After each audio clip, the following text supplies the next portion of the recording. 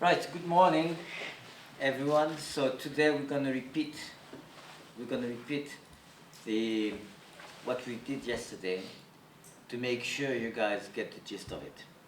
So pay attention, don't fiddle with the kid, don't look at Facebook, just follow me through so that you'll understand very clearly how you put things together. Remember, let's remind ourselves of some of the basics. We start with either we have a problem, we have an idea, or we have an exercise to do, and then we use that as a guiding principle. So the first step is what do you want to do? The second step, because we're lazy, we're going to see if there's anything that exists. Like there's software, like there's Arduino code, there is a circuit design, circuit schematic, there's online resources or whatever. And third, we put the whole thing together. So we build a circuit, we write the program, and then we test, and then we run. Yeah? That's essentially what we've been doing so far. And that's essentially what we're going to do today again. So, what we're going to do today is we're going to carry on with the ultrasound sensor, but we're going to do something slightly different than what we did last time. And we're going to do something new. So, we're going to use the ultrasound, and we're going to use that to control something very simple, a servo. All right? And I'm going to bring some servos there downstairs, and we're going to put that together. So, how do we approach that? The first step is, what do you want to do? So essentially, this is what we're going to do. And you can do it in many ways, but the simplest way is to do what I call a logics table. It means,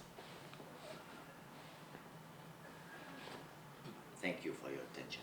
It means we're going to write the conditions. So they are mostly inputs. And we're going to have a table with the other side, we're going to have the outputs. And we have LED 1, which is going to be red. We have LED 2, which is going to be green.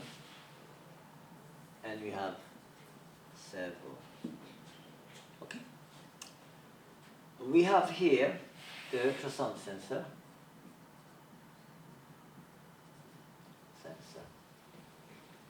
So, what do we get from the ultrasound sensor? We know that we can get three things, which we've done yesterday. We're going to repeat the same arrangement. So we're going to have out of range. Yeah? So that's what we're going to have, out of range. Then we're going to have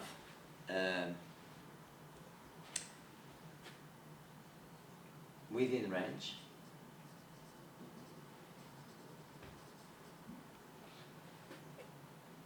And in within range, we have what we had was above or below mid-range. Okay? So, what we know within range, at some point, it's minimum, mid-range, and maximum. Yeah? So, that gives us three kind of indication. I put it in dotted line because we're not going to have separate, we're going to have continuous, and I will explain that to you. So what you're going to do is this. When it's out of range, the LED 1 is red, the LED 2, the green one, is off, and the servo is off. When it's within range, we have the red LED is off, and the green LED is on. And And when it's minimum range, the servo angle is 0, the mid range is 90, and the max range is 180.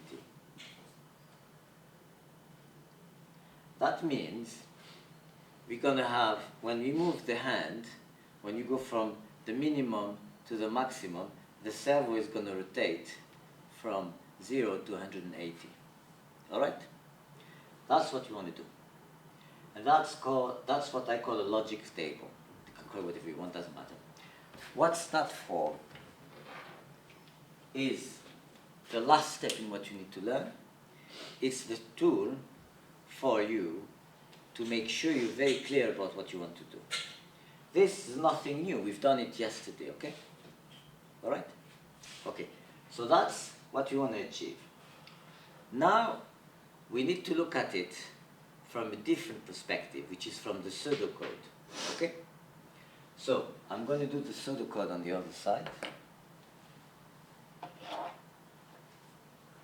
Could you check if this is on the camera, where my hand is here? No, I don't see it. Where does it stop? Here? Yeah. Yeah, it's okay, I'll stop here. Okay, so, let's write this in pseudocode. And to do that, we help ourselves with the existing code, yeah? So we look at the code that we have from that blog about the ultrasound. So, we have the variables.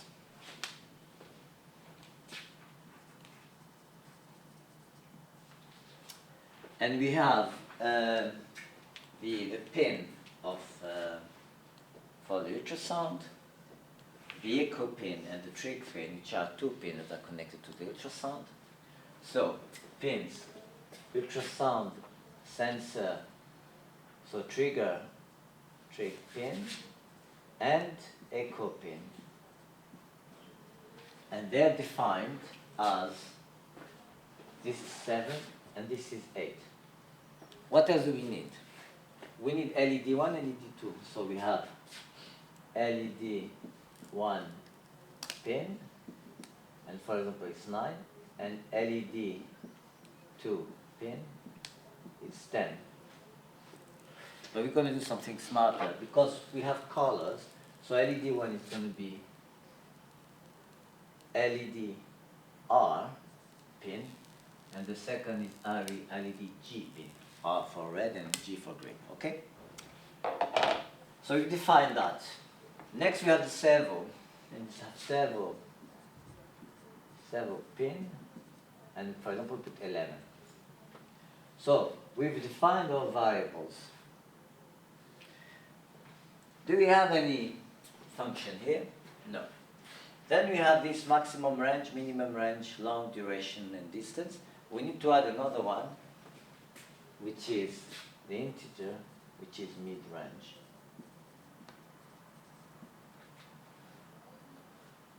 Or do we?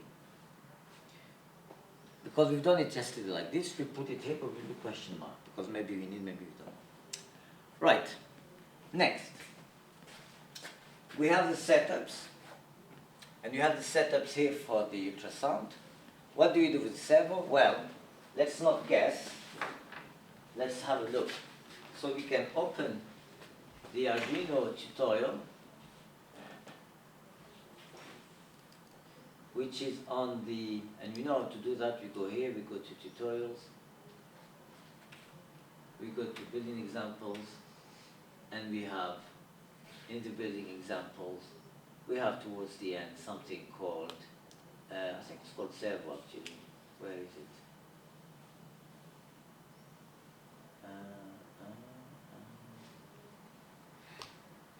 Oh, I've got them probably changed. Ah, they've changed it. Where is it now? So it's probably somewhere else. So tutorials. What have they done?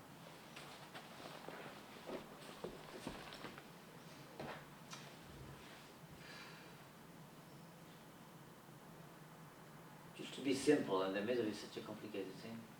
Do you have a servo somewhere? Servo here. So here, control the position of the servo with the potentiometer. Perfect, that's exactly what you want. So you want this circuit and you want this program, but we don't do it with the servo, we do it with so we're not controlling it with potentiometer, we're controlling it with the ultrasound. So we're going to do a little bit of hacking. So as I said, we need the potentiometer pin, which in our case is the ultrasound, so we have that. We need the servo pin, which we define as 11. And then here we have something about reading from the potentiometer, something map, and then write it to the servo. So we can use that. Okay. So first, we need in the setup we need to attach. So here in the setup, and because we're lazy, we work with the code from the ultrasound because that's the longest one. So we take the longest one and we edit it. So in the setup, we have the serial begin, so we can have the serial monitor.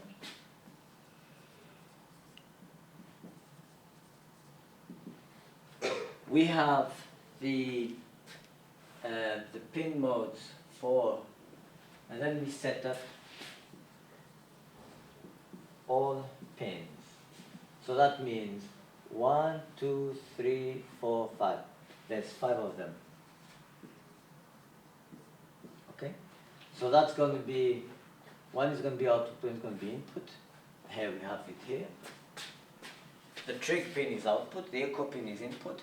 The LED R pin is output, the LED G pin is output, and the servo pin is, let's see how they set it up here.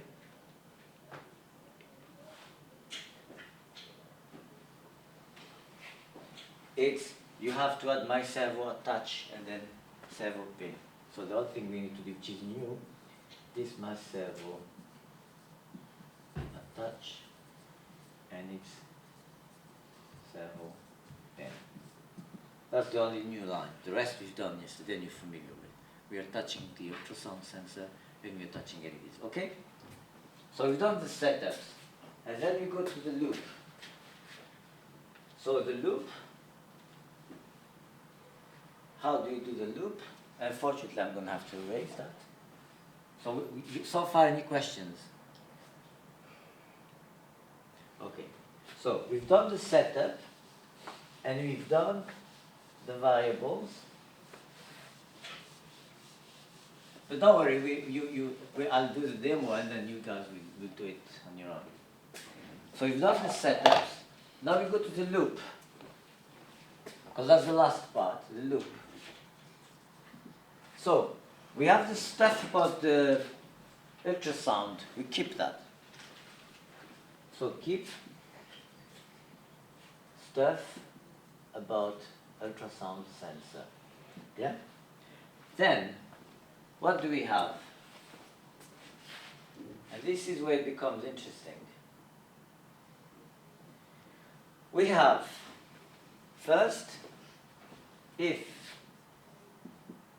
out of range. And what do we want when it's out of range? LED 1. And so LED R, sorry, that's going to be called LED R, and